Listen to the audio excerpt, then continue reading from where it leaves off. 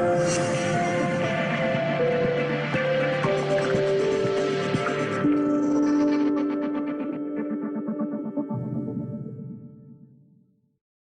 is Dheeraj Ahuja from Expo TV for BoldReality.com.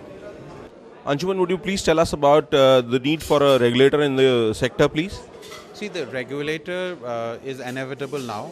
I feel a regulator will be good because it will give confidence to protect the consumers, give them confidence to invest, and even give confidence to both foreign investors and domestic institutional investors to put in money.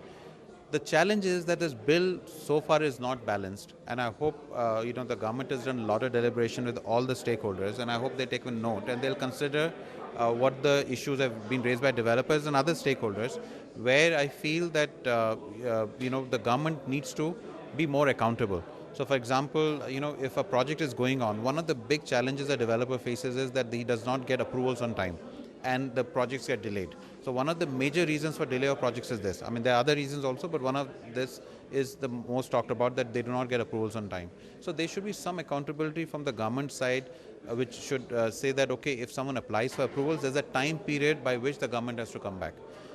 If that is done, and also there is a big demand on how to make it easier to get approvals, how to make it less complicated, so single window clearance, for example. So if that happens, a single window clearance kind of a system happens, there's a time limit where the government is accountable giving approvals. After that, if you put the regulator bill, then it is more balanced, because then the developer cannot come back and say, look, you are putting the regulator on me, prosecuting me for delays when it is beyond my control to get approvals and the project is delayed. So overall, it's a good bill. If it comes as a balanced bill, it will only do good to the industry. And our neighbor Pakistan basically has beaten us to the real estate investment trust. I mean, we've been deliberating it for so long, but we yet to see the action on ground. So what do you have to say about that?